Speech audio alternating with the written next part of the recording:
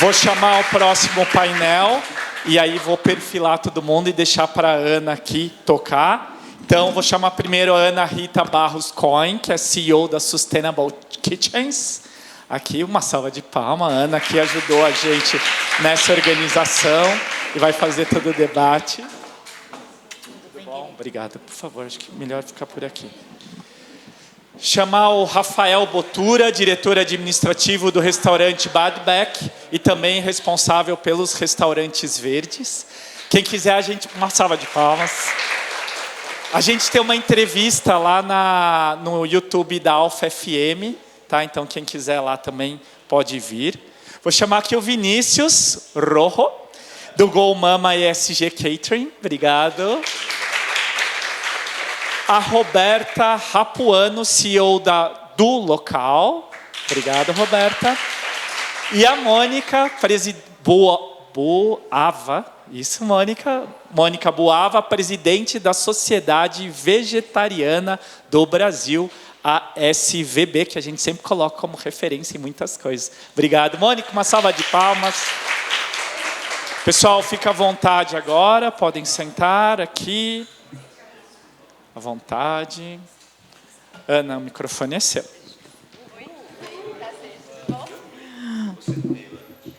Nossa anfitriã. Tá bom. Oi, gente, boa tarde, tudo bom? É um prazer estar aqui hoje com todos vocês. Muito obrigada pelo convite, o Nibis, e também pela Abraps e todo esse pessoal, amigos do bem, né? Nós vamos falar hoje sobre um tema de muita relevância, né? Falar de comida, falar de alimento, consciência do alimento é alguma coisa que eu considero muito grande. Eu não sei vocês, mas falar sobre esse tema implica em muitas coisas. Então, estou muito feliz por estar aqui nesse painel, junto com esse time de feras, e esse bate-papo eu tenho certeza que vai ser muito, muito rico, tá bem? Então, o nosso tema é comer e conscientizar é só começar. Legal, né? Aliás, nem sei quem que veio com essa ideia, porque eu achei genial. Enfim, já fui apresentada, eu sou a Ana Rita, estou aí fazendo movimentos de cozinhas sustentáveis, né, através desse meu projeto, do SK, Sustainable Kitchens. E, sim, eu pego no pé de todo mundo em sustentabilidade e ética em todos os sentidos, em questão do alimento. Eu vou apresentar aqui cada um, apesar de que o Naka já fez, e, em seguida, eu gostaria só de fazer uma pequena introdução para contextualizar o nosso bate-papo, e, em seguida, vou dar a palavra para cada um deles, para a gente começar com essas perguntas que tem aqui, tá bom? Preferimos também não ter slides, para deixar uma dinâmica diferente. E vocês, no final, então, fiquem à vontade para trazer as perguntas, tá bem? Bom, muito obrigada a Mônica Boava, né, que já foi falada, ela é presidente da Associação Vegetariana Brasileira.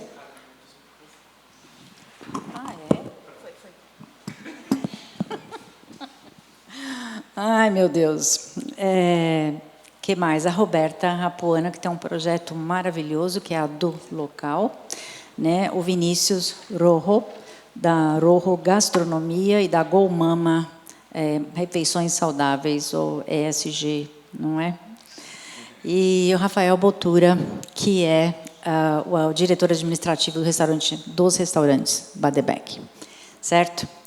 Então, eu vou dar só uma introdução aqui, que a gente... para poder entender melhor isso, né? É claro que essa questão do alimento não vem de agora, né? Nós estamos aí numa jornada na humanidade de milhares de anos e sempre relacionado o homem com o alimento com o homem. Não tem como separar.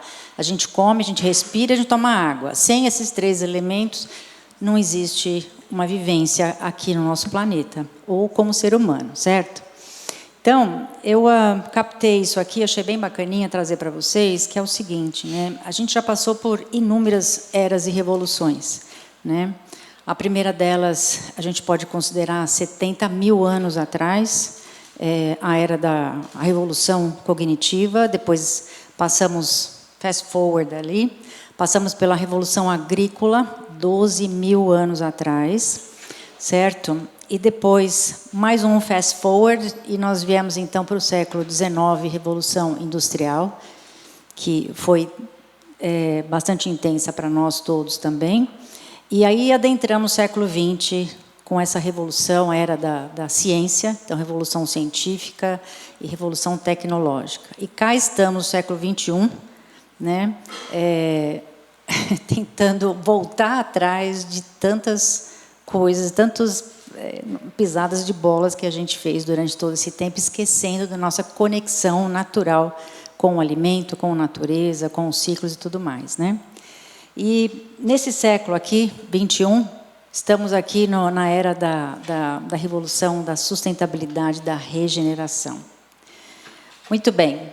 Então, a gente já sabe, né, que nossos biomas estão totalmente ameaçados, né? Nós temos 6 biomas no Brasil e todos eles estão passando por riscos. Né? A perda de biodiversidade, os solos degradados, poluição das águas, desperdício de alimentos, que a gente vai falar aqui um pouquinho, fome, insegurança alimentar, mudanças climáticas, compromisso à Agenda 2030, ODS, ESG e por aí fora.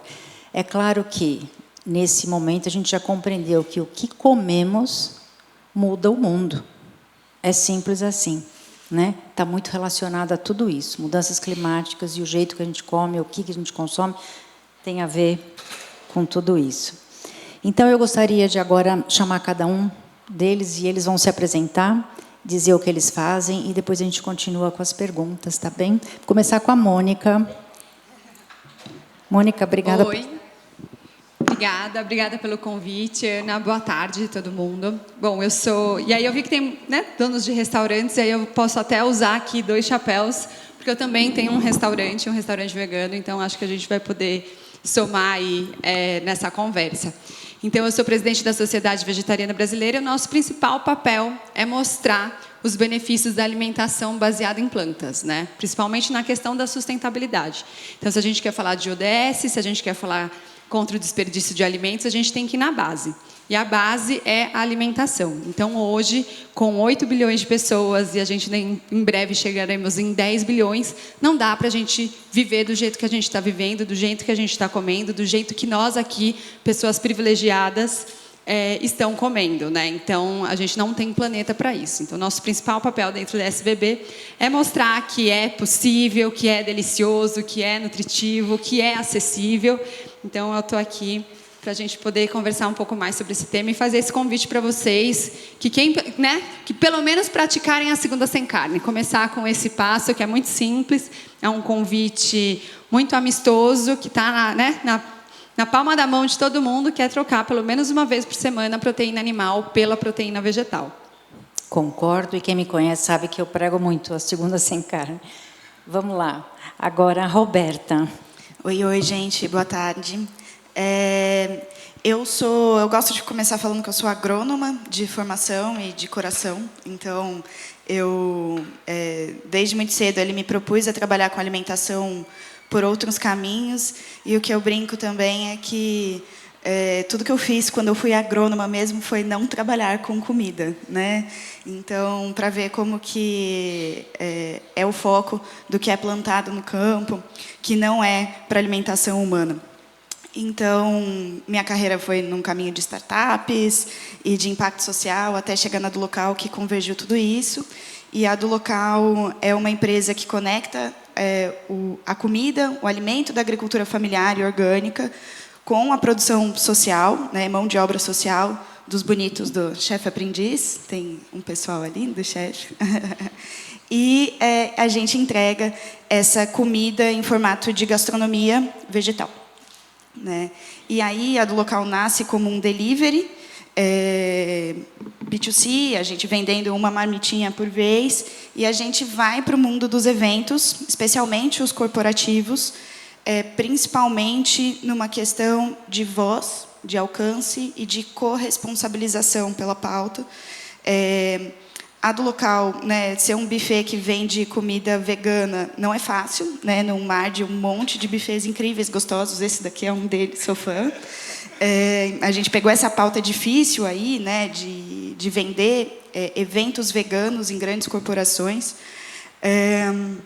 Mas tem sido incrível, porque as empresas elas têm essas obrigações com os ODS, né, e as empresas responsáveis têm, né, e a dieta vegana é a dieta que atravessa todos os ODS. Então, assim, eu acredito muito que é uma pauta que já ajuda a empresa, já mostra, já abre diálogo em toda a frente, mostrando que a corporação está ali para apoiar, mas é possível cada um de nós fazer algo bonito, possível e que seja por um dia, né? O evento ele mostra que por um dia é possível, um dia eu vou fazer diferente. Então a gente foi para esse mundo aí que facilitou mais do que a marmitinha toda de cada dia. E é isso, a do local é essa empresa então de impacto socioambiental que eu estou à frente hoje. Obrigada. Vinícius. Boa tarde, pessoal. Vinícius Rojo, obrigado pelo convite. Eu vim aí de 5 anos de indústria farmacêutica de área financeira, 4 anos de consultoria, aí tive uma mudança radical de vida, agora em novembro completa 21 anos. Então já estou aí há 21 anos praticamente nessa jornada na área da gastronomia. Comecei, né, com café e rapidamente já pivotei para a área de eventos. Então, eu tenho um buffet que chama Rojo Gastronomia, que ele existe desde 2007. A gente faz grandes eventos.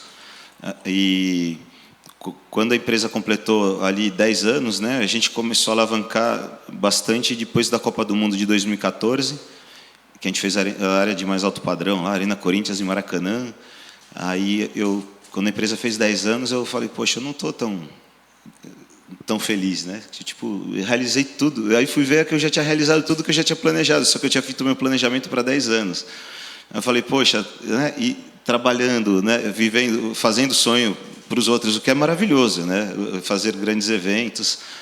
Mas eu falei, pô, tá um pouco vazio, né? E aí falei, poxa, eu sempre fui bem espiritualizado, e aí criei uma outra marca também. Eu falo que se eu ganhar na Loteria Federal, hoje eu sigo fazendo exatamente a mesma coisa, que é essa empresa, que é a GoMama, que ela foi criada para ser uma referência de uma indústria alimentar com propósitos ambientais e sociais. Então, hoje nós somos uma família de 58 pessoas, e não somos grandes, mas também não somos pequenos, só que a gente pensa como uma grande indústria. Então eu falo, vamos começar em pequena escala, né? E hoje a gente tem refeições, né, afetivas e conscientes, que a gente vende para mini mercados. Essa operação agora a gente vai começar a escalar. Eu já estou há 5 anos com ela, né, só que é a mesma cozinha, né? Então as duas operações na mesma cozinha, e o momento vai ter que separar isso. Né, mas a GoMama ela nasceu para justamente ser uma indústria de comida de mãe, de comida de cozinha de afeto, cozinha consciente, dentro de todos os propósitos. E a gente também está nessa linha também de eventos, né, sustentáveis também. Enfim, esse é um resumão. Aí o resto a gente conversa daqui a pouco. E Rafael, Obrigado. por favor. Olá, boa tarde. Sou Rafael Botura. Comecei na restauração em 1997, ao lado da minha mãe. A gente ficou sócio de um restaurante no Shopping Jardim Sul, naquela época. Em 2001, a gente abriu junto o Badebec, no Hotel Radisson Faria Lima, e entramos para esse ramo da hotelaria. E aí, ao longo dos quase 30 anos aí de restauração na cidade de São Paulo, eu já tive restaurante vegetariano, eu já tive segunda sem carne, já tive restaurante em shopping, já tive várias frentes de negócio. A minha formação é de economista e de advogado, então eu atuei muito na questão administrativa, também tentando conhecer a parte legal do negócio, como interagir com isso. E mais recentemente eu fui para a frente da operação, eu tenho cuidado muito da gestão de resíduos dentro do meu negócio. E, bom, estou aqui para ouvir as perguntas, tentar responder aí da melhor forma possível. Obrigado. Bom, eu vou colocar aqui algumas perguntas, são pouquinhas, tá? São só 3. Mas vamos ver aqui, ó. A primeira pergunta é como cada um aqui, tá? Como você, enquanto indivíduo e também enquanto negócio, porque todos vocês têm o seu negócio, né? Vocês conseguem ver a questão da alimentação consciente. É possível expandir a alimentação saudável, consciente e sustentável? E, se não, qual é o gap que a gente encontra aqui para que isso seja uma realidade? Quem que gostaria de responder primeiro? Pode, claro. Eu tenho certeza de que é possível exercer e consumir uma alimentação saudável. A gente é muito privilegiado de estar num centro urbano que é rodeado por um cinturão verde que nos abastece de produtos frescos aí diariamente. A gente tem uma central de abastecimento que é caótica, mas que entrega comida fresca para todo mundo aqui. É legal quem puder um dia ir lá conhecer o Ceasa, ver o volume de coisa que chega, é impressionante. E eu, na minha experiência de comercializar alimentos, eu percebo uma melhora no padrão de consumo e naquilo que sai na mesa. A gente tem serviço de buffet e eu monto café da manhã para a rede hoteleira, tem que seguir uma matriz internacional. Então, vem lá dos Estados Unidos, lá da rede Hudson, um cardápio extenso, com muitos doces, waffle, Nutella, todas essas coisas que tem que pôr lá no café da manhã, mas a gente consegue não seguir à risca aquilo, introduzir outros itens. Então, recentemente, eu pedi, vamos pôr salada, vamos ver o que acontece. Comecei a pôr alface, tomate, pepino, cenoura, e sai também. Então, tem espaço para consumir, é só oferecer com apelo, oferecer com uma boa apresentação, que as pessoas fazem a escolha certa, sim. Posso ir? Pode. É possível, a gente tem que acreditar que é possível, né? Mas eu acho que para qualquer estratégia que a gente quer que se torne ação, né, para a gente não ficar na conversa, no mar das possibilidades, a gente tem que pensar pilares principais, assim, né? E um pilar que é muito importante para isso é política pública, né? Aí a gente fala de um lugar de empreendedor e tudo mais, que a gente faz, que a gente consegue se a gente se esforçar, mas precisa de política pública, né? Precisa da alimentação saudável na merenda, precisa da alimentação saudável nas faculdades, precisa da alimentação saudável num preço justo, né? Então, assim, precisa que o pequeno agricultor, nesse cinturão, ele esteja bem, né? Então, assim, política pública é algo muito importante. Aí o outro lugar, eu diria muito que também é em decorrência de política pública, que é a responsabilização de grandes corporações. Quando a gente fala dessa bolha que a gente está aqui em São Paulo, cara, que lindo, todo mundo aqui vai no Instituto Chão, todo mundo aqui, né, conhece os lugares legais, a gente está numa elite intelectual, mais do que elite financeira, não vou trazer nesse ponto. A gente sabe a importância, né, de ir nesses lugares que são maravilhosos. Mas, assim, as grandes corporações que têm penetração na vida das pessoas, na vida de quem está se alimentando com Doritos, assim, né? E aí, assim, eu vi até uma pesquisa que mostravam que tinham crianças em determinados lugares de São Paulo que estavam ficando amarelas de comer Doritos todo dia. Então, assim, isso é horroroso, né? Então, assim, a gente, como pequenos, independente do nível que a gente está, né, os restaurantes que estão aqui, a gente não se compara a essas grandes corporações que têm esse nível de penetração e conseguem jogar uma refeição a R$2, a R$3, assim, sabe? Então, eu coloco aí política pública, grandes corporações, e eu também vou colocar um terceiro lugar, que para mim é muito querido, mais do que esses outros, querido, possível, gostoso, que é a responsabilidade dos influenciadores, dos chefes influenciadores de cozinha.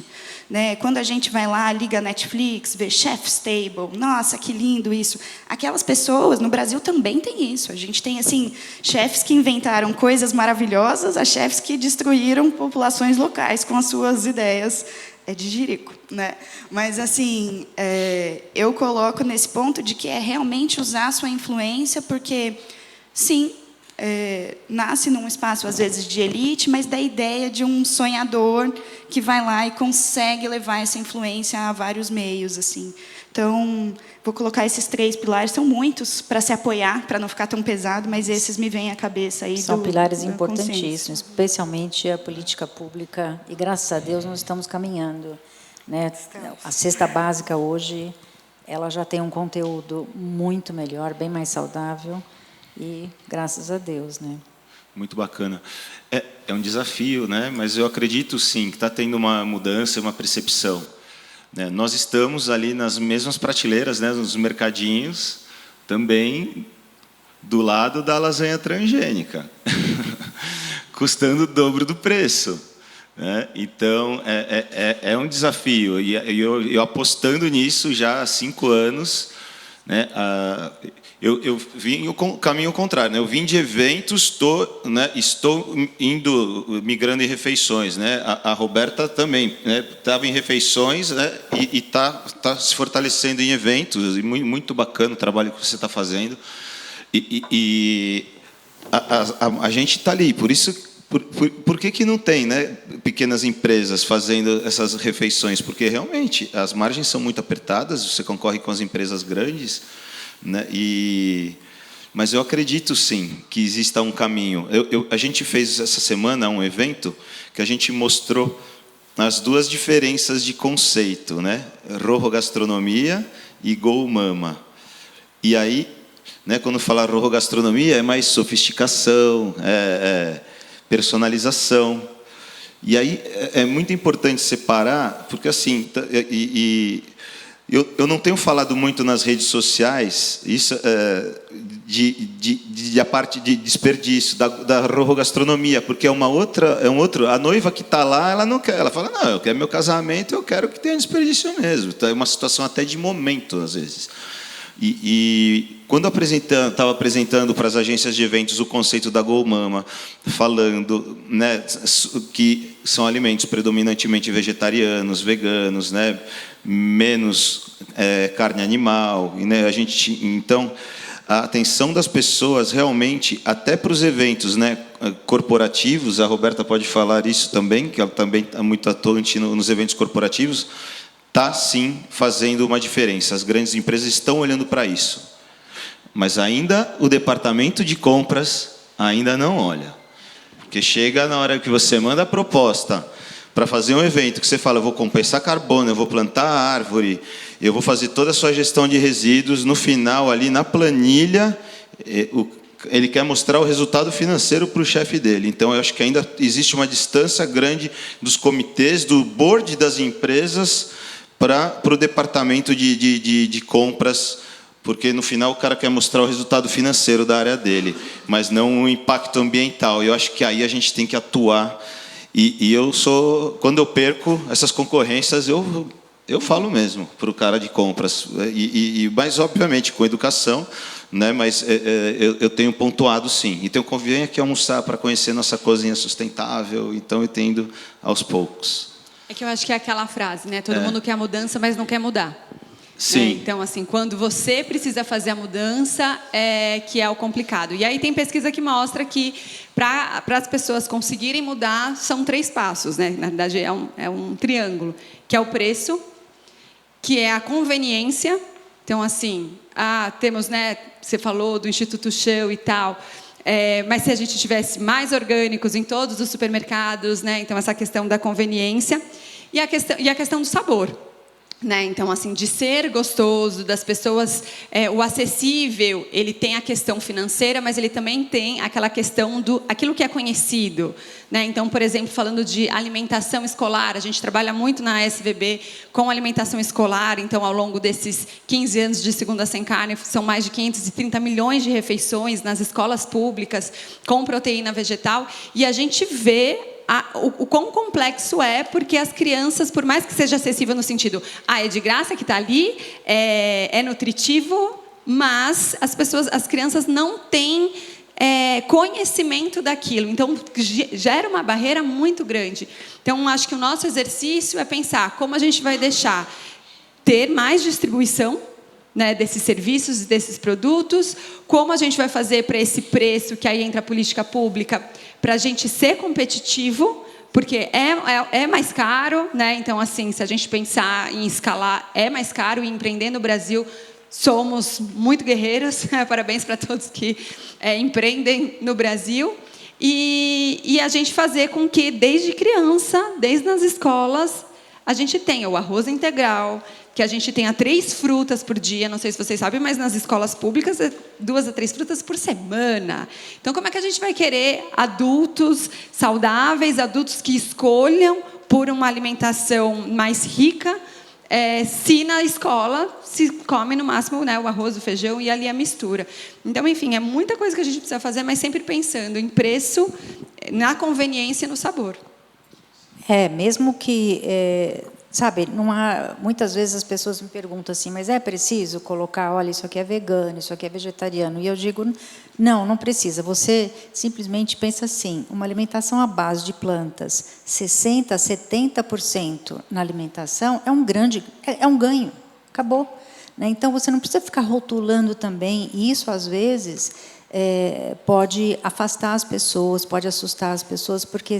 pensa assim, será que eu preciso ser parte disso ou parte daquilo? Né? Eu acho que dá para a gente partir de um princípio em que a educação ela pode ser muito mais transdisciplinar nesse sentido, em que a gente passe mais carinho, mais compaixão, mais explicação nessa educação, da importância da alimentação, realmente à base de plantas, sementes, né, tudo isso, porque é muito complexo. Você está falando em frutas, vegetais, verduras, leguminosas, grãos, sementes. Isso aí é a base da nossa alimentação, gente, não é? Então, tendo isso, pelo menos 60%, 70% à base de plantas, isso é importantíssimo, além de baixar o custo. Então, para um líder da empresa ou para políticas públicas, isso é um ganho em termos financeiros. Né? E que o Vinícius citou ali, que realmente partir de cima, né? Eu sempre pego no pé dos meus clientes, assim, a primeira coisa que precisa educar, sensibilizar, são os líderes da empresa. Eles é que são os pais da empresa, né, ou da organização. E se esse pai, essa mãe da empresa não tiver sensibilizado, como é que vai implantar a mudança dentro da empresa? Não existe.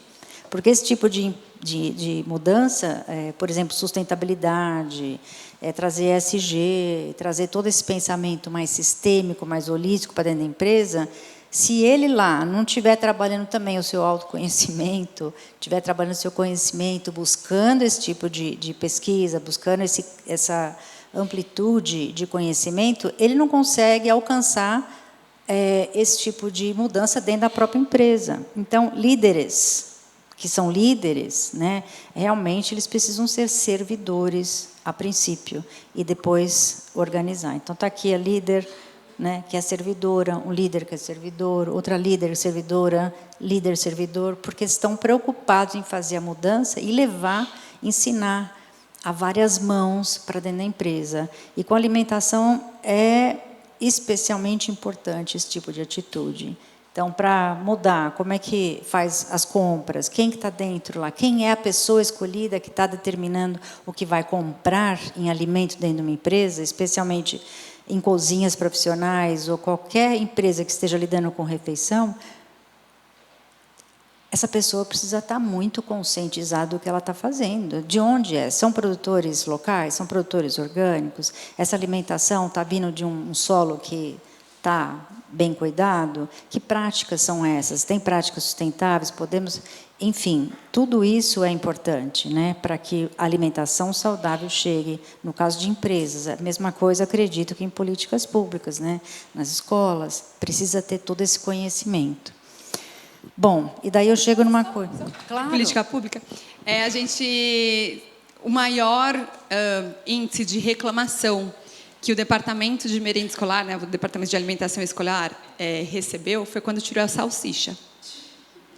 Porque, gente, vamos pensar, 80% das crianças brasileiras estudam em escola pública.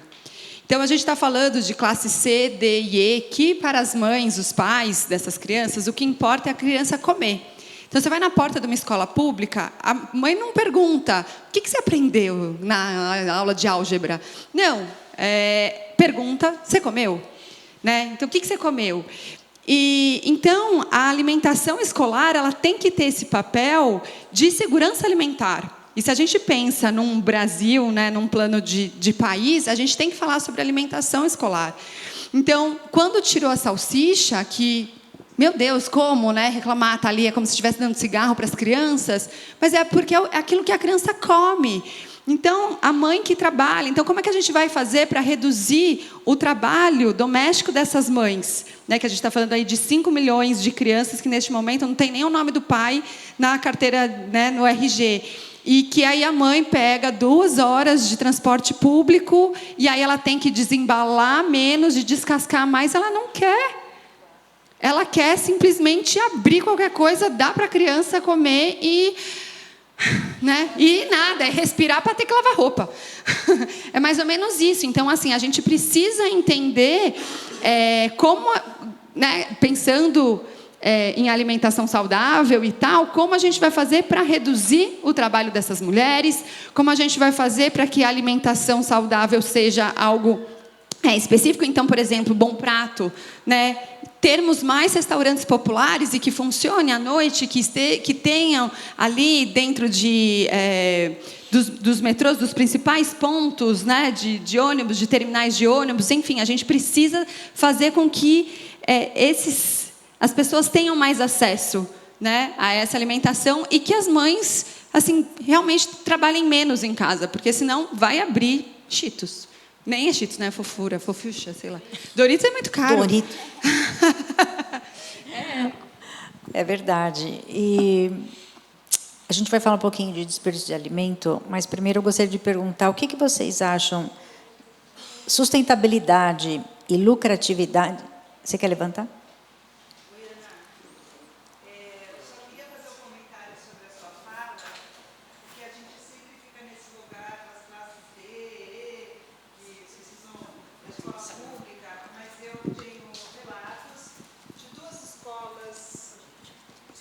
Desculpa, vou repetir.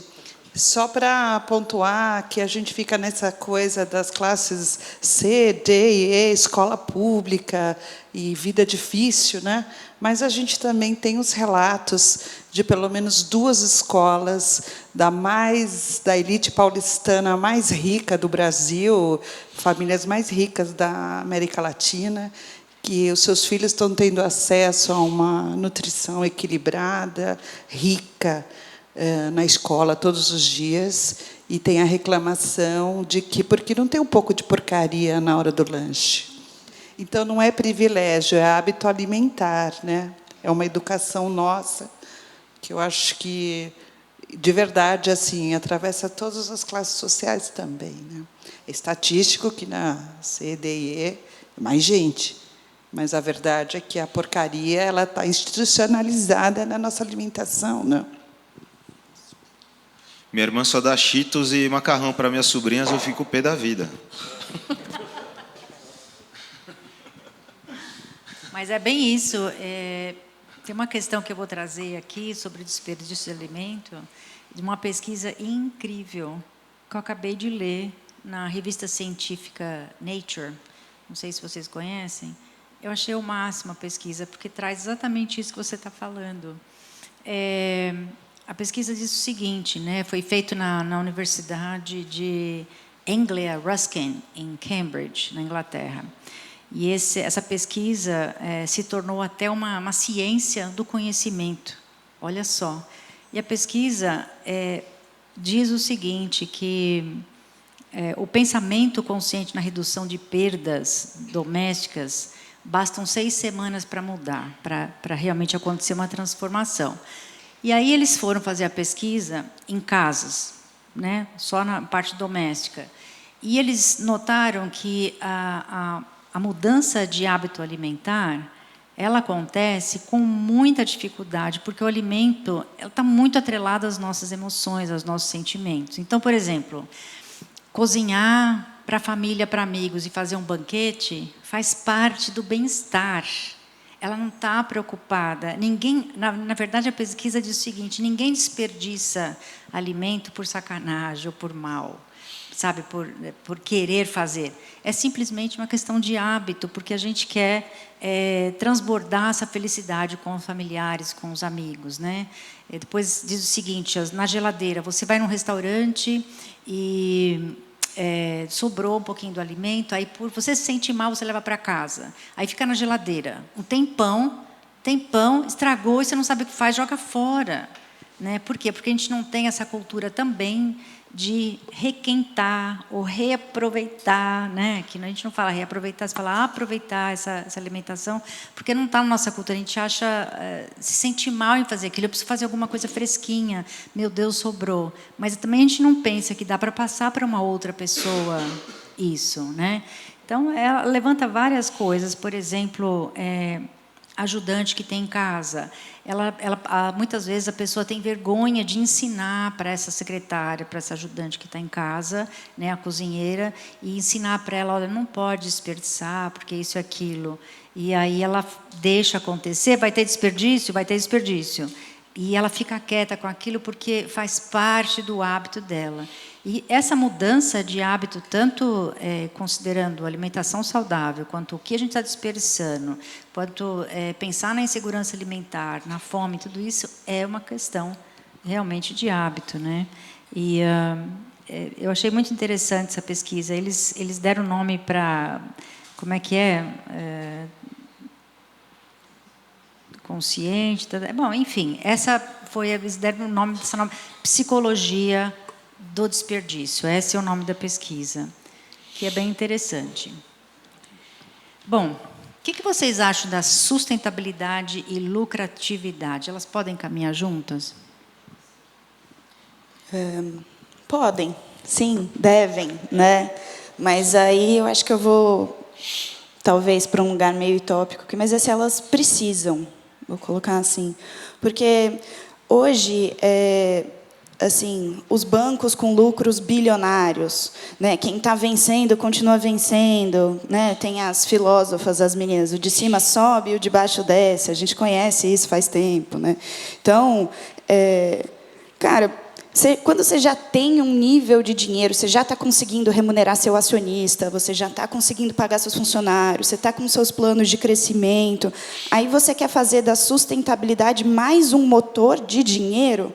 Não sei, eu tenho uma visão um pouco diferente, assim, que é não precisar fazer isso. Tipo, não é um ativo de marketing, é uma necessidade, né? O mundo está acabando, e já está acabando na Zona Sul, né? Então, quem sabe aí a gente começa a se preocupar em algum sentido.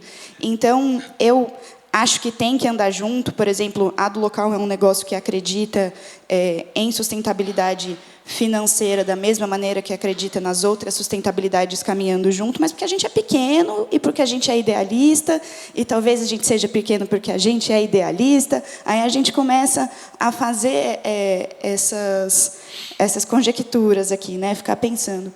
Mas hoje eu acho interessante que a gente, nas salas, quando fale de lucro, olhe para quem está lucrando mesmo, assim, sabe? Quem é que está ganhando dinheiro mesmo? Quem é que está com a burra cheia no final do dia? Porque é daí que vem as mudanças que vão impactar a sociedade como um todo. A gente aqui tem que continuar fazendo nossa parte, a gente tem que estar incansável nos nossos propósitos, né? Mas quando a gente faz isso, e até me colocando no lugar de uma pessoa comum, a gente abre mão de si.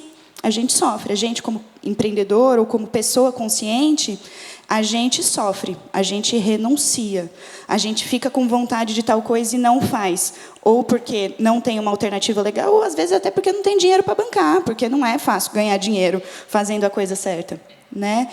Então, eu coloco nesse mundo de que, assim, tem como andar junto, né? Mas a gente tem que estratificar o que é dinheiro e sustentabilidade andando junto para cada grupo de organização, assim, sabe? E aí, para mim, eu acho interessante pensar que a maioria das PMEs, assim, né, pequenas e médias empresas, sim, tem que fazer, mas vamos lá desobrigar os grandes a fazer, né? Porque aí isso tem impacto real na vida das pessoas.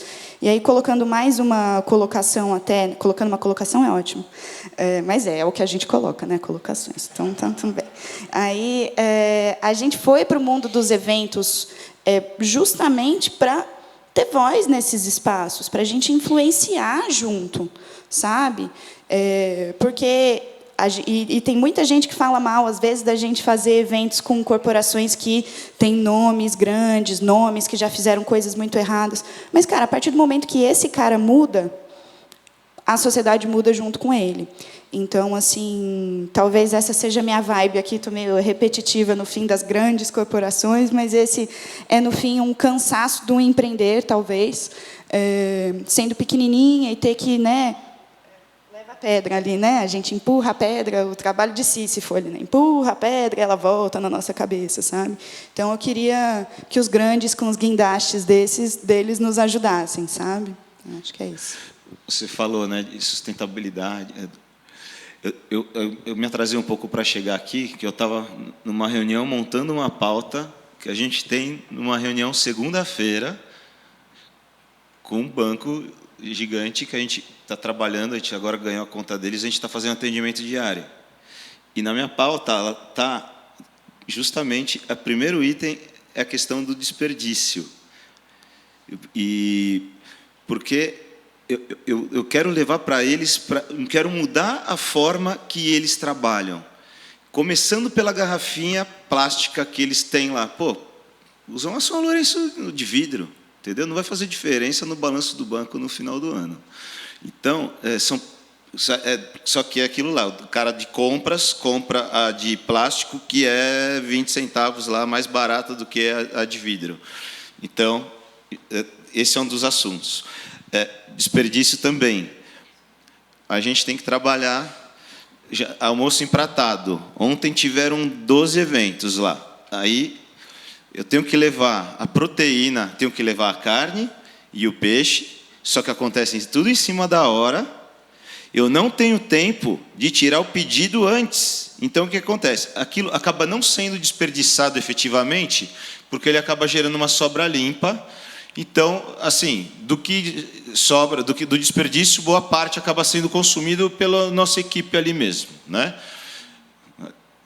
Bifiante, robalo, salmão, né? Enfim, mas então a gente está levando esse nível de consciência. Não é questão, nós somos, né, bilionários e vocês têm que nos atender da melhor forma. Então, justamente o que você falou, vou até pegar alguns argumentos que você usou, que eu acho muito legal, mas essa ideia, eu vou abrir essa reunião de segunda-feira falando que a gente tem que propor um novo modelo de trabalho que seja justamente uma operação sustentável, mas além de ambientalmente, financeiramente também, para que você tenha você pode ser mais sustentável economicamente financeira também, se eu tiver menos desperdício e pegar esse dinheiro e empregar no nosso projeto social de cozinheiros aprendizes, que a gente também tem, né? Então, é isso, é não desperdiçar dinheiro. O dinheiro também é importante, o lucro, né? Nós acredito muito no dinheiro como um meio para fins transformadores. E eu acredito que o empreendedorismo transformador, quando virar uma chave, né, que todo empreendedor tem que empreender, fazer um pouco pelo meio ambiente e pela sua parte socialmente, a gente consegue resolver os problemas do mundo. Precisa ter coragem. Tá.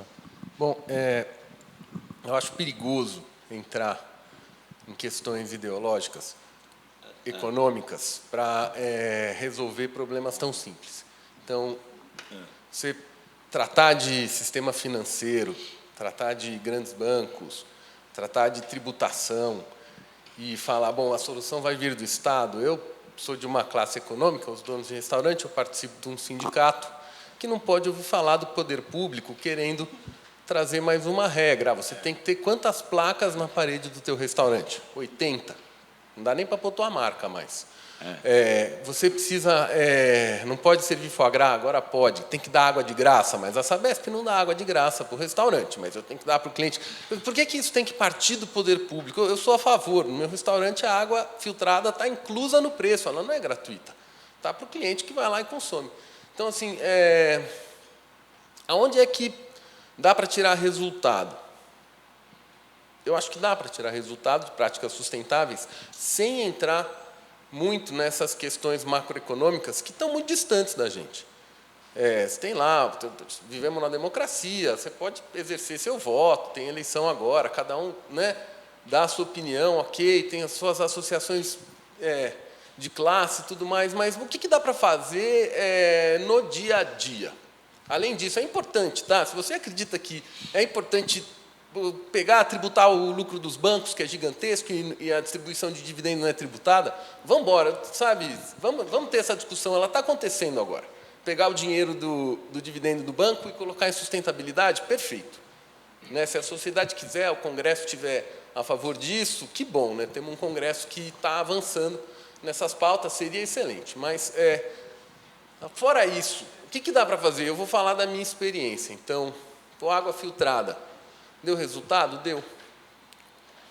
Como deu resultado? Puxa, parei de receber água na porta, de deslocar um colaborador para receber água, de transportar água dentro do restaurante, de armazenar água no estoque, de tirar do estoque e colocar na geladeira, da geladeira levar no cliente e depois ainda pagar para destinar o resíduo.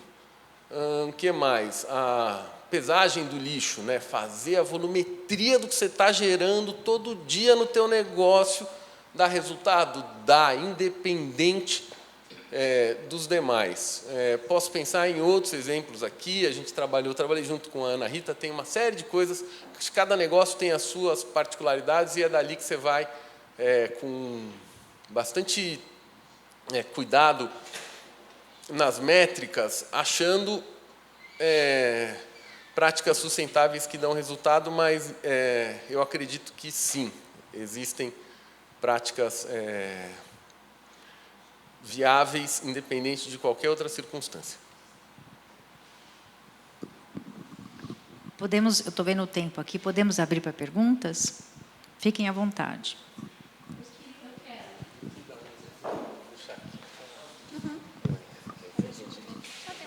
Obrigada, boa tarde. Eu sou a Aline, da Atma, que é uma produtora de eventos de impacto. E a minha pergunta é para a Roberta e para o Vinícius, né? A gente trabalhou com a do local em muitos eventos. Tem uma história aí desde a época das marmitas mesmo. Parabéns pelo que vocês fazem, a gente ama vocês.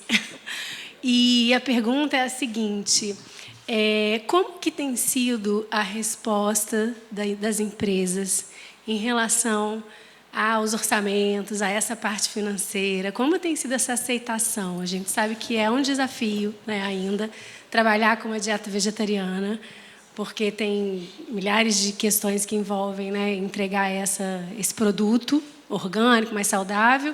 E isso tem melhorado? Isso tem se tornado mais fácil ou ainda tem todos aqueles desafios que a gente conhece? Isso que eu queria saber. Obrigada por nos escolher, obrigada, né? Assim, a do local, ela é uma empresa que a gente se propôs a conectar as pontas e botar a mão na massa, fazer o que a gente acredita. Até a hora que eu estava falando assim, né, de política pública, a gente não espera, a gente torce, e aí o que é ao nosso alcance a gente faz. E a do local é uma empresa de ação, né? E assim, eu vou trazer esse olhar de uma percepção nem tão otimista assim. A do local, ela tem crescido muito a sua penetração em eventos corporativos, só que o que a gente está reparando é que as pessoas colocaram a gente no lugar dos eventos especiais que elas fazem. Então, assim, se é para fazer o coffee break na sala, não vou chamar eles não, vou pedir o pão de queijo no iFood, tudo bem. Eu tenho um valor que às vezes não vai compensar mesmo para um evento de 15, 20 pessoas. Legal, isso também é um problema que eu, como empresa, poderia aproveitar, fazer de uma oportunidade, ter um ticket menor para essa galera, mas não é o que a gente está fazendo hoje. A gente está com um número de pessoas maior por evento para poder compensar a estrutura que a gente coloca lá e todo mundo ser pago de maneira justa. Mas eu tenho visto isso. Do mesmo jeito que cresce, eu estou vendo aonde está crescendo, sabe? Então, as pessoas elas nos esperam para aquele evento de final de ano, o evento para mostrar a estratégia de sustentabilidade. Então, a gente tem meses pico, que são os meses que crescem os planejamentos das empresas, e depois são as empresas que são do ecossistema, assim como vocês, que têm dentro de si internalizados os seus propósitos, em estar o tempo todo escolhendo ser consciente, né? Estar o tempo todo escolhendo fazer diferente, sabe? Isso está arraigado no propósito das empresas que vêm através da gente. Então, assim, eu coloco nesse lugar que está crescendo, mas eu acho que a frente que às vezes nos usam para greenwashing cresce com mais força, viu? Eu vou reclamar? Não, já reclamei de muita coisa, o dinheiro tem que vir de algum lugar, pelo amor de Deus. Mas, assim, tem crescido também os grandes parceiros que não nos deixam hora nenhuma. 15 pessoas aqui, manda um bolo, manda o que você tem, mando, sabe? E isso nos faz muito felizes. E até nessa estratégia de preço, eu sempre falo assim, para quem tem 4 personas, né, Tati? A gente conversa disso. Tem uma persona que a gente brinca que é o ativista sem dinheiro. Mas para esse ele tem que conseguir. Ele tem que conseguir do local, senão ele não vai ficar em paz. Não, tem o cara... Gente, não né? Tem. E os ativistas, quantos não têm dinheiro, né? Então, essa persona tem que estar representada ali, né? Então, a gente vai lá e dá um jeito de entregar, aperta junto para estar nos eventos das pessoas, porque eu acredito que comida em eventos é coerência do falar e do fazer. Não adianta nada você estar aqui, aí tu tem um banquete de processados ali. Então, né? Então, sim, tem crescido de maneira mais lenta nos espaços com dinheiro. Assim, onde tem mais dinheiro tem sido mais pontual, vou trazer assim. Mas a GoMama também ainda é considerada, geralmente contratada em eventos também especiais, que queiram levar alguma ação, ainda é dessa forma, né, justamente. E muitas vezes, os produtores perguntam, mas é mais barato do que o outro? Não, não é. Óbvio que não. Né? São alimentos predominantemente orgânicos, né? São muitos os critérios ali que a gente leva a sério. Mas está, sim, aumentando esse nível de consciência dentro da contratação da alimentação em geral. Está, sim, as pessoas estão mais interessadas, estão dando cada vez mais valor, mas é aquilo. No nosso caso, né, Roberto, é algo que todo mundo aqui, que está aqui, né, todo mundo aqui, é que a gente acredita, é que é necessário para o mundo. Então, é algo que a gente não discute, nem pensa mais, né, tem que ser feito. Não importa quanto custe. Então, hoje a gente tem investimento em placa de energia solar, a gente tem compostagem, a gente faz compostagem na cozinha, a gente manda esse adubo para uma horta urbana que fornece as alfaces e temperos orgânicos para a gente, que a gente usa nos nossos eventos, a gente vende no restaurante da Microsoft. Cara, isso é muito legal. Enfim, então, faz parte, é um caminho necessário.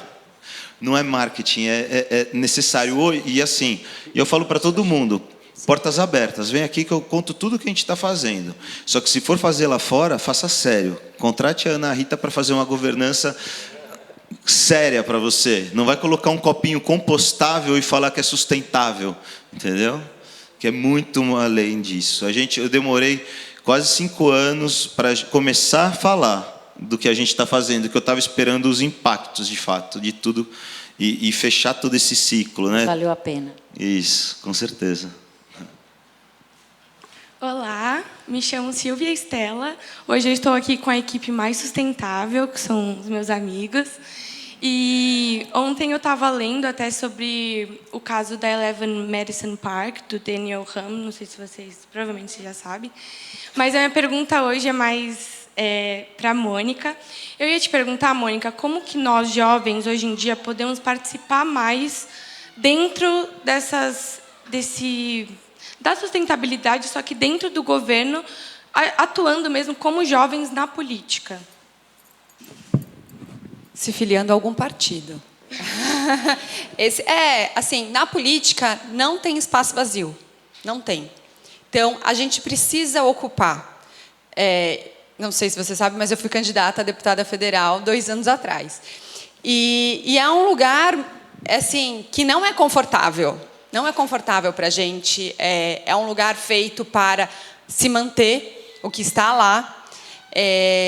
Enfim, imagina, ativista, né? Então, questão de recurso, Então, isso é muito complicado, assim, tira a gente da nossa zona de conforto, porque uma coisa é a gente ser ativista na rua, né, com restaurantes, outra coisa é numa casa legislativa, mas a gente precisa entrar. Então, eu acho que é você encontrar um partido político que nunca vai ser, se fosse bom, seria Unidos, não seria partido, né?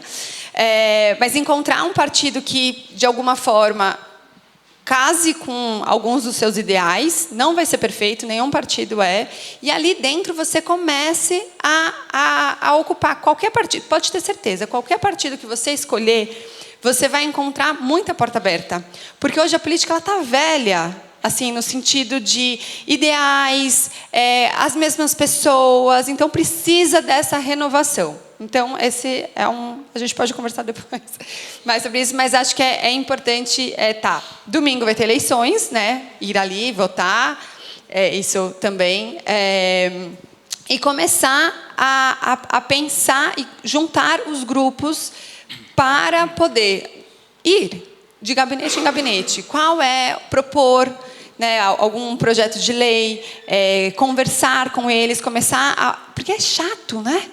É muito chato participar, olhar aquelas comissões e aquela pompa toda que aí você vê, aí de repente está brigando e a gente se briga e se estapeia quando você vai ver no corredor os dois tomando, né, as pessoas tomando café, então a gente, né, parece otário, mas é importante ir participar. Então sinceramente, tem que se filiar a um partido e viver a vida partidária.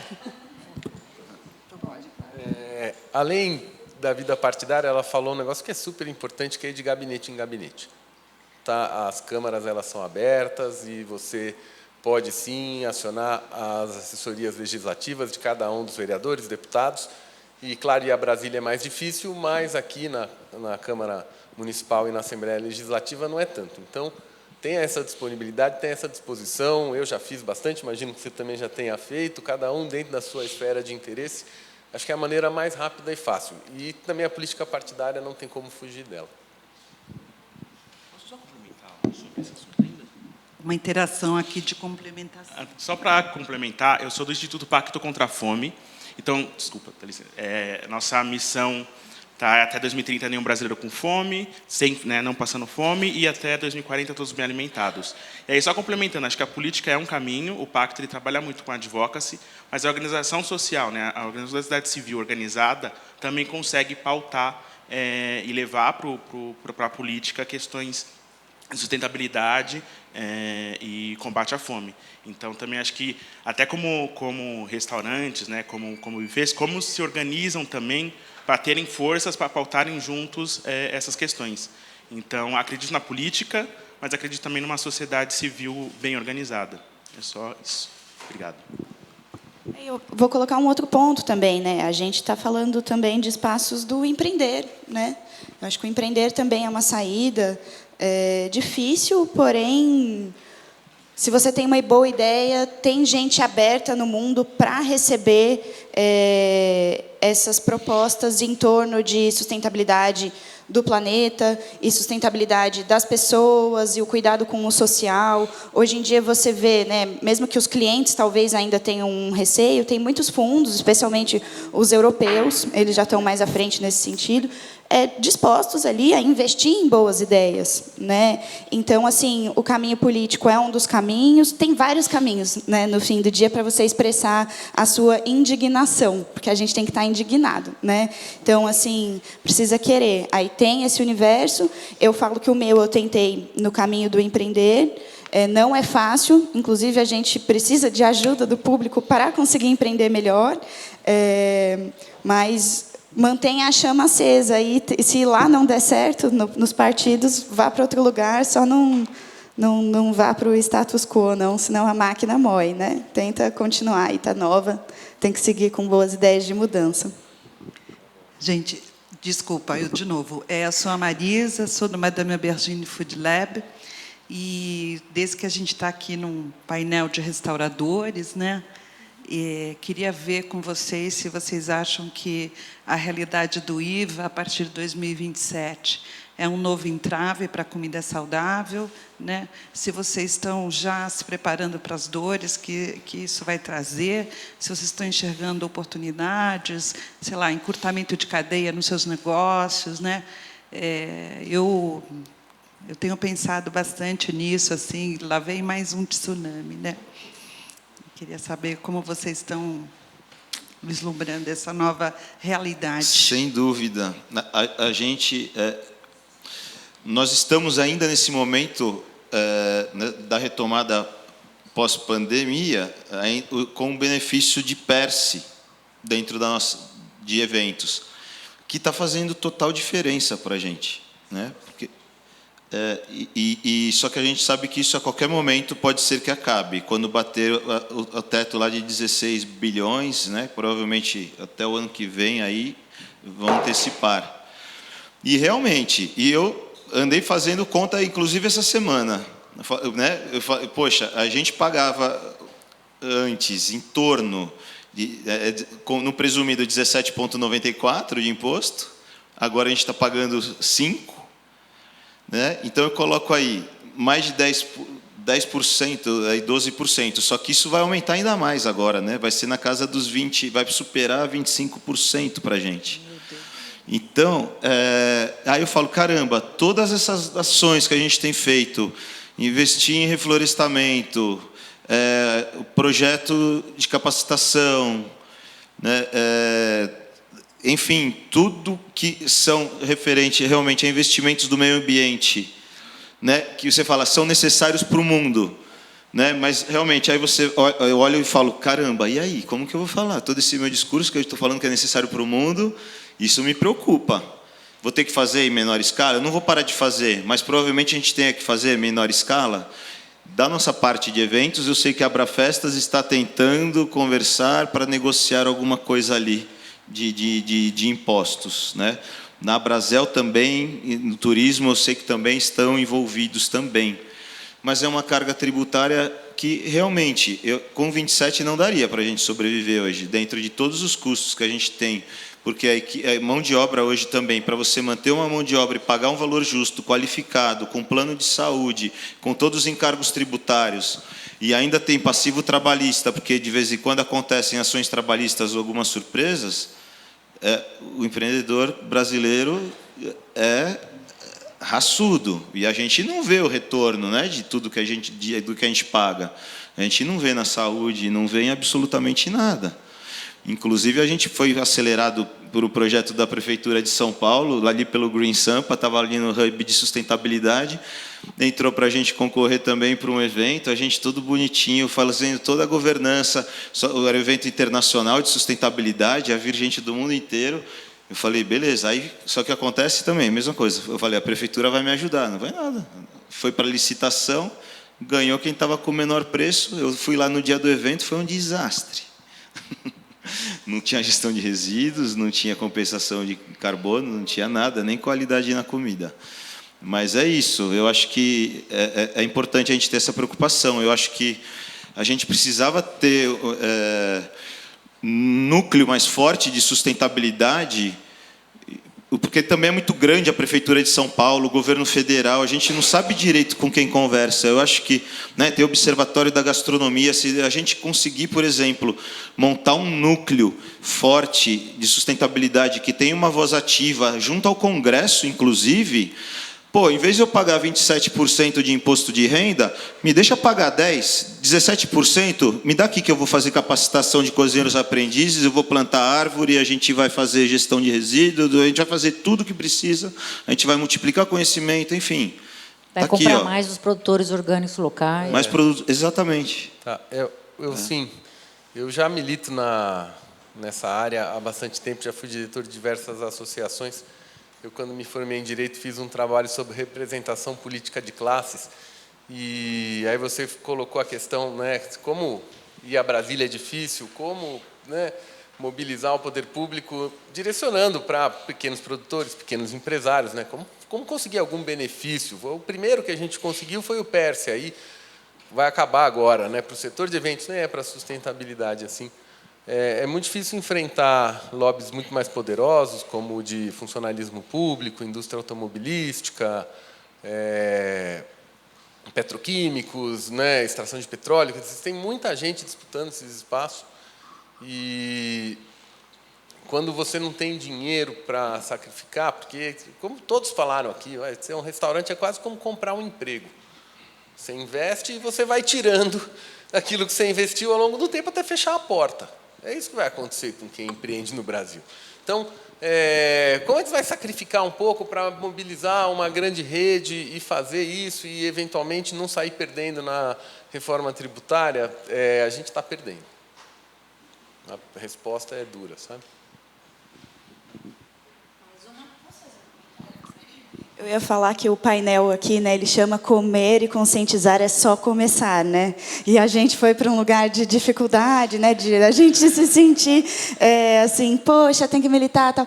Cara, queria só fazer um comentário positivo, né, para mostrar como tem gente tentando, como tem coisa para fazer, desde dentro do nosso restaurante, tem ideias, tem o mundo do investir, tem o mundo sim da política pública que é mais devagar, mas a gente tem que estar lá, tem que ter alguém com sangue novo para tentar aí. O começar, eu acho que ele é maior do que a gente comer, né, no nosso prato, né, do que ir. O papel, assim, né, mas ele isso é fácil. Hoje em dia, tantas marcas maravilhosas. A gente estava ouvindo aqui a Nude, eu sou fã. Tem tanta coisa legal que a gente pode sim fazer em diversos campos. Então, eu queria retomar a positividade do título, porque dá sim para fazer muita coisa. Calma lá. Calma lá, né? E esses fóruns aqui são muito, muito, muito legais para a gente pegar toda essa indignação. Somos pessoas indignadas, pessoas que estão preocupadas, mas a gente não pode deixar essas dificuldades nos levarem para a inação. Né? O que vamos fazer depois daqui, nas nossas empresas, nas consultorias que a gente dá com os líderes, dentro dos nossos próprios restaurantes, dentro da política, dentro da nossa casa, né? Eu acho que assim tem o que ser feito, gente, tem. Eu acho que aqui, eu acho muito massa a gente ter levado a discussão para um grau de vulnerabilidade, né? E aí eu ressignifico a palavra começo ali, nesse sentido, tem muita coisa para começar. Vai lá. Boa tarde. Meu nome é Leonor Furriela. Eu queria fazer uma pergunta direcionada um pouquinho para a questão do desperdício, né? Que o Brasil é o 10º país que mais desperdiça alimentos no mundo, né? E a gente tem aí 8 milhões de pessoas passando fome, que poderia, de alguma forma, estar sendo tratada com esse olhar. E a minha pergunta dentro disso, e trazendo um pouco para a nossa realidade de doação, como vocês enxergam a lei de doação dos alimentos? Porque ainda existe uma resistência, né? Então, como que vocês veem isso? Porque eu vejo muita gente resistente. Não só assim no varejo, mas a questão do food service do restaurante corporativo, né? Aí esquece. Doação ali não existe e não vai existir, né? É bem polêmico, mas eu acho que é importante que a gente fale disso. Depois que você falar, eu vou falar sobre isso também. Eu vou mudar Obrigada. o chapéu para a dona de restaurante agora. O que a gente faz no Pop? Meu restaurante chama Pop Vegan Food. E a gente distribui a alimentação para os entregadores. Então, o nosso desperdício de comida é quase zero, porque a gente entendeu que é um absurdo as pessoas que nos ajudaram tanto na pandemia, né, que são os entregadores, e a gente ter relatos deles fazendo entregas com fome. Então, a mesma comida que o cliente recebe, o entregador também. Então, isso fez com que a gente reduzisse muito qualquer desperdício de comida. Então, foi ganha, ganha, ganha. Então, a gente tentar pensar localmente, assim, o que a gente pode fazer no nosso bairro, sabe? Na nossa sociedade, assim, na nossa pequena comunidade. Isso funciona muito para o Pop.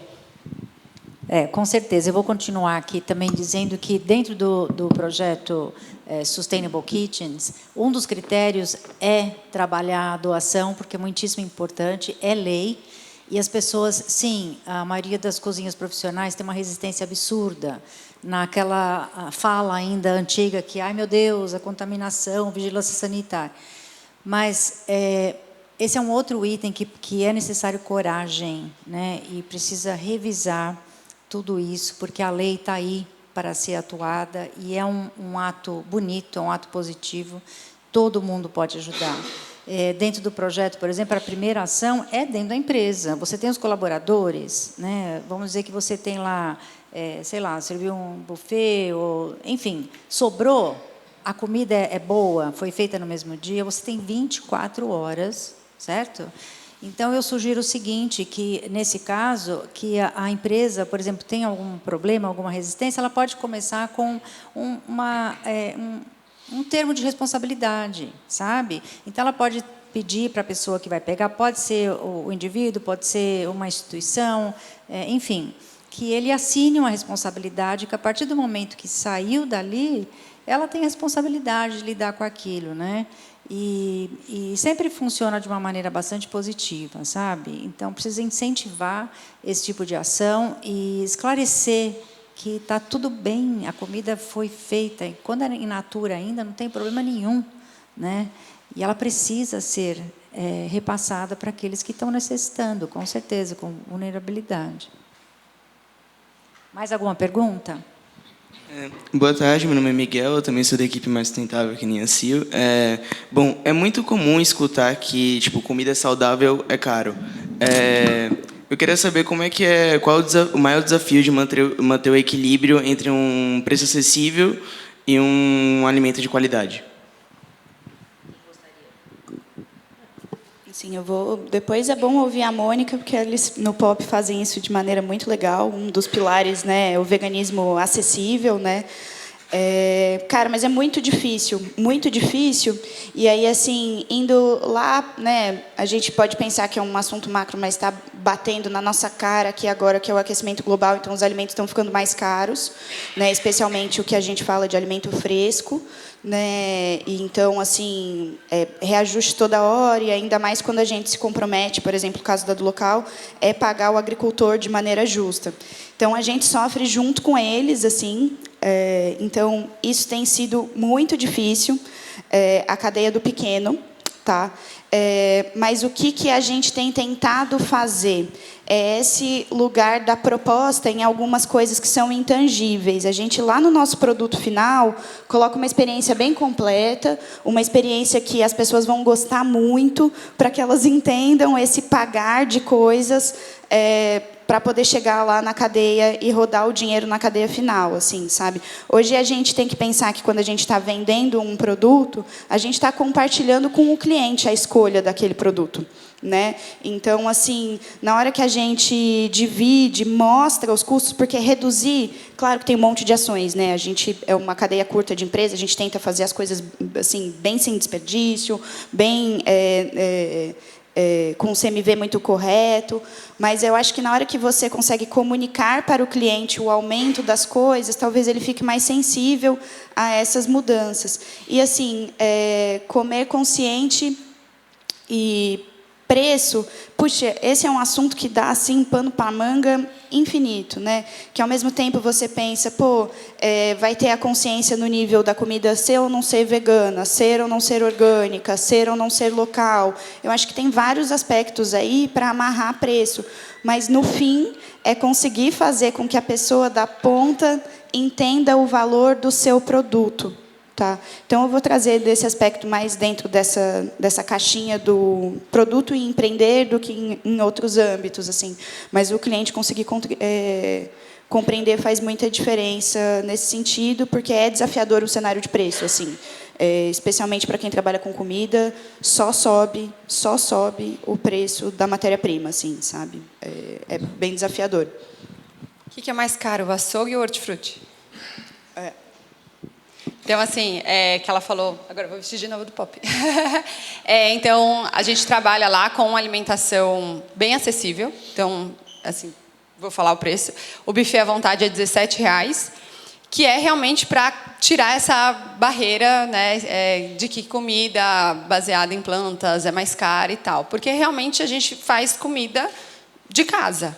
Né? Então, assim, a gente faz muita... A comida que a gente come mesmo, sabe? Sem muitos ou nomes diferentes. Eu lembro muito de uma vez que a gente colocou cassoulet. Aí um monte de gente pergunta, o que é cassoulet? Cassoulet, feijoada, feijão branco, entende? Então, que isso também é a questão da acessibilidade. Então, a gente faz comida simples, mas mostrando que é possível. Então, uma alimentação saudável, ela pode ser em vários, né? Aqui o orgânico, o certificado e tal. Mas, assim, o básico é você pegar o seu prato, você dividir ele pela metade. Isso né, pensando em guia alimentar e tudo mais. Então, você pega o seu prato, divide ele na metade. Metade tem que ser legumes e verduras. A outra metade, você divide 1/4 os cereais, né? Então, arroz, batata, milho. E no outro... fontes de proteína, feijão, leguminosas, aí vai soja, feijão, grande bico, esse é um prato saudável. E claro, com fruta, tomar sol e tal. Esse é um prato saudável. Aí, partindo disso, aí você vai procurando. Se você não consegue o orgânico certificado, mas o que você pode? Não é porque você não consegue ainda, né, chegar, vamos dizer assim, ao top da sustentabilidade, que aí você vai avacalhar, não vai fazer nada. Então, o que é aquela frase de São Francisco, né? Comece fazendo o que é possível, né? O que dá, o que é possível, e de repente você vai estar fazendo o impossível. Então, é mais ou menos isso. Eu acho que pensar que só porque não consegue, e tem vários custos, né, de um produto orgânico e tudo mais, certificado, mas você pode fazer o básico. Agroecológico, Você? Vou falar de um ponto de vista empresarial pragmático.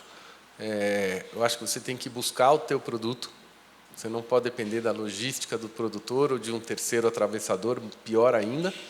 E você tem que sempre buscar pagar aquele produto à vista para fortalecer o teu laço com o teu fornecedor e ele ter uma confiança em você de que ele não vai levar um cano assim. Eu percebi no Ceasa esse ano, por conta das lojas americanas, que acho que é a Rede Natural da Terra, é do grupo, não é? E teve muita gente no Ceasa que ficou sem receber de entregar nos mercados do Natural da Terra. Então, estava um caos, consegui um boleto lá, eu falei, não, vamos inverter isso, sabe? Então, chegar em quem está te fornecendo o produto bom, aquele que te atende, e dar o que você puder para ele ali. Eu vou buscar, eu vou te pagar à vista e eu vou trazer para dentro com o domínio do processo, assim, entendendo o que aconteceu no meio, porque no meio do caminho pode acontecer muita coisa. Ele pode pegar a temperatura e depois ser resfriado e estragar, e aí depois tem que jogar fora, sabe?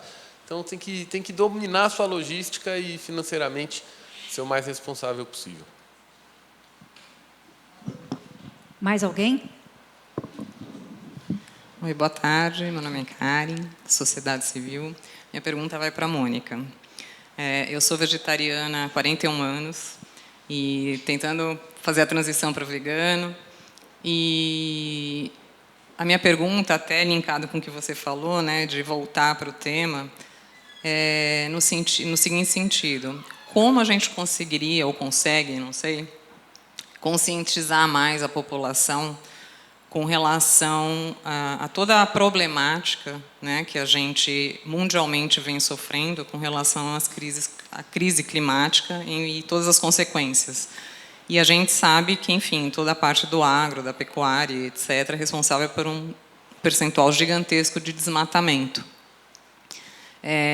E, em contrapartida, quando você liga a televisão, falando em TV aberta, para ser, né, mais amplo, a gente vê que, no caso de culinária, 95% dos programas que tem culinária, as receitas, 99% tem carne. E a maioria dos chefes que estão ali cozinhando adicionam bacon e vibram falando que bacon é vida, né? E então, de que forma que a gente consegue, né? Enfim, eu imagino que o trabalho que você já vem fazendo há anos, né, com a SVB, mas de que forma a gente conseguiria conscientizar, né, voltando para o tema, mais ampliar, na realidade, essa conscientização de que por trás, né, dessa alimentação que muitos colocam como saudável, existe, enfim, uma destruição gigantesca do planeta. Eu acordo todo dia me perguntando e tentando uma estratégia diferente, assim. O que a gente vê quando muda, né, assim, os nossos picos de mudança, assim, é quando algo muito terrível acontece e aí aparece nos jornais, né? Então aí você tem, sei lá, o caso das búfalas de Brotas, né? 9 anos atrás as porcas do Rodoanel, então as pessoas ficam mais impactadas e olham. Pesquisas mostram que o que faz as pessoas mudarem a alimentação, o primeiro passo, assim, é a questão da saúde. Mas o que mantém elas nessa alimentação é a questão ética. Então, acho que a gente precisa... E aí a ética ela já está se ampliando. Antes, a questão ambiental, quando a gente fazia perguntas, pesquisas, era 1%. Então, assim, as pessoas... estou preocupada, assim, com o meio ambiente, mas não vou mudar o meu hábito por causa disso. Vamos ver se na próxima pesquisa muda um pouquinho isso. Mas, quando a gente faz de uma forma... Por exemplo, a gente estava no show do Paul McCartney e a gente começou a fazer as perguntas para as pessoas, apareceu mais a questão ambiental. Eu falei, que bom, né? Fico mais feliz que esse tema está aparecendo. E o que a gente vê, e eu acho que é o grande desafio, é a elite brasileira. E aí isso, elite, a gente pode se colocar aqui, né, de estar numa quinta-feira discutindo sobre isso, 5 horas da tarde, somos pessoas privilegiadas, né, de a gente ser exemplo. Porque se as pessoas aqui não mudarem a nossa alimentação, não mudarem a forma como comem, como é que a gente vai pedir isso para as outras pessoas? Então, quanto maior o seu privilégio, maior a sua responsabilidade, eu acredito muito nisso. Então, a gente precisa, sim, falar com os formadores de opinião, e esses formadores de opinião, não estou falando do Instagrammer e do YouTuber, não, eu estou falando de cada um de nós. Porque eu tenho certeza que cada um aqui é responsável e influencia 10, 20 pessoas, 30 pessoas. Seus pais, seus familiares, seus amigos. Então, eu acho que todo mundo aqui deveria ter um pacto de sair daqui pensando, de fato, na sua alimentação e ser exemplo positivo.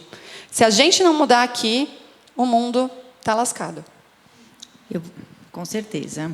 Eu vou continuar, pegar o seu gancho, dizendo que, sim, acho que alimentação e ética são pilares que têm que andar juntos. E também, quando a gente fala em paz, né? Paz do planeta, paz no país, paz com as pessoas, a paz está ligada a essa ética. E essa ética está ligada ao nosso posicionamento, né? Somos éticos realmente em relação a isso, né? Por exemplo, eu vou fazer um paralelo aqui.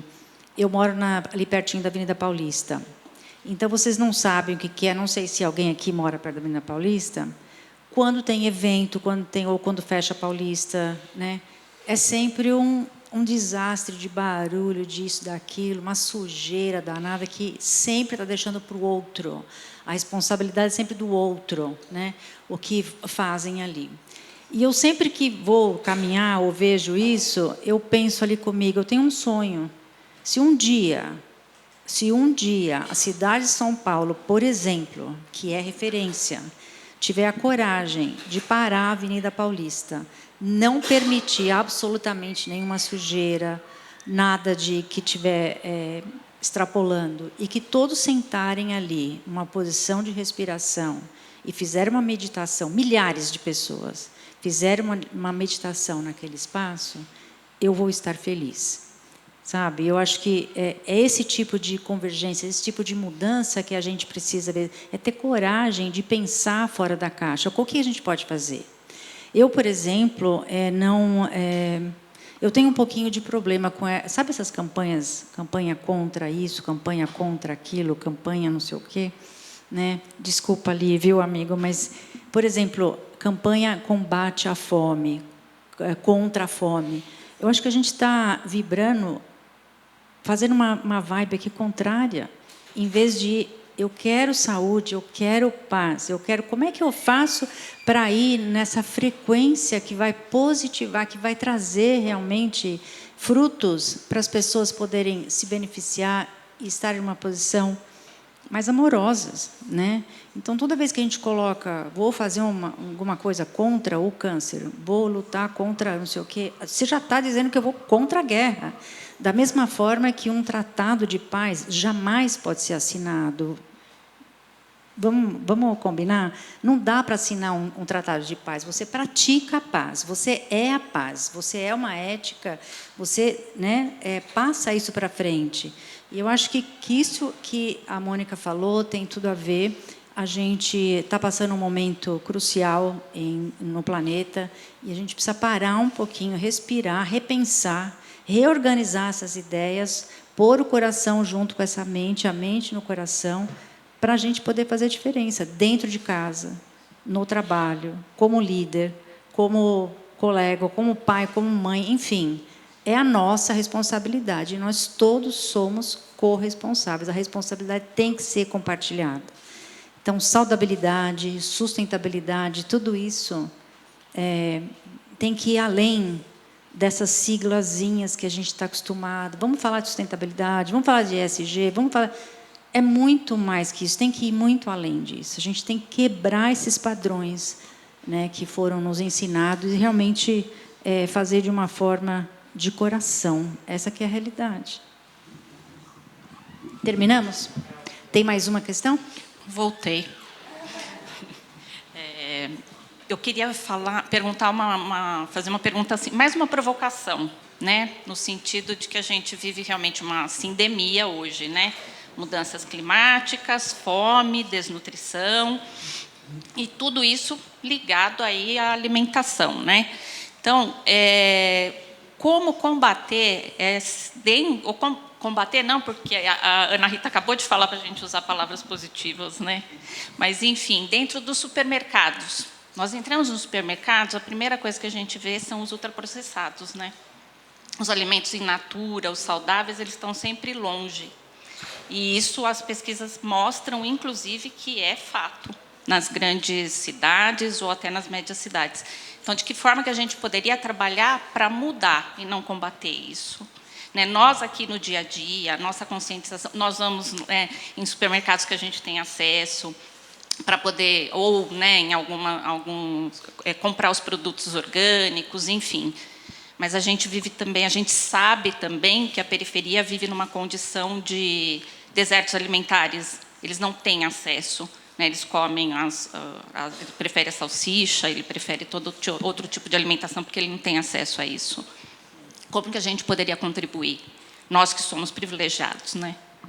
Olha, é uma provocação só. Sim, a primeira coisa que eu diria, se vocês me permitirem, é conhecer o guia alimentar da população brasileira, né? Quem aqui conhece o guia popular? 2 pessoas? 3 pessoas? 4 pessoas? Gente, é um material riquíssimo, que é brasileiro, é o melhor guia alimentar que existe nesse planeta, certo? Referência para vários países, né? Eu vi uma vez o Bill Gates fazer um comentário sobre o guia alimentar do Brasil, gente, né? Então, assim, é um material demais de bom, é simples de ler e deveria estar na mesa, na escola, enfim, em todos os setores na empresa, de todo mundo. Acho que esse é o primeiro passo, é começar a expandir esses valores, sabe, os princípios que são tão simples de serem usados, mas que a gente está tão desconectado, e fazer esse caminho reverso pode ser que dê um pouco de trabalho, mas nós vamos chegar lá. Eu sou positiva. Alguém quer falar alguma coisa? Eu acho que eu diria assim que a gente, como brasileiro, a gente sabe o que é bom. Cara, tem coisa melhor no mundo do que um arroz e um feijão, né? Quando a gente compara, por isso que o guia brasileiro é um dos melhores, porque a gente tem acesso aos melhores alimentos aqui, né? Quantos países a base alimentar ela vai para batata, ela vai para outros elementos menos ricos do que a combinação arroz e feijão, né? Então, assim, eu acho que eu falo muito, porque a do local é isso, é um resgatar as nossas origens, sabe? Um dia eu cheguei para minhas tias mais velhas, que são todas de Minas, e falei, ai, que lindo, uma salada de punk. Ela me olhou assim, ela falou, o quê? Tipo assim, taioba chama punk? Eu falei, não, taioba é uma para cima de mim, entendeu? Mineira, sabe? Não tem essa, cresceu na horta, tá no prato, sabe? Então, acho que é um resgate à nossa cultura, às nossas origens, ao que é ancestral, o futuro é ancestral, do que ficar recebendo essa coisa plástica que vem de fora, né? Esse colonialismo alimentar, eu vou chamar assim. Então, resgatar o Brasil no prato, né? Eu diria que essa é uma das grandes coisas que as mães fazem muito bem, quem não tem grana faz muito bem.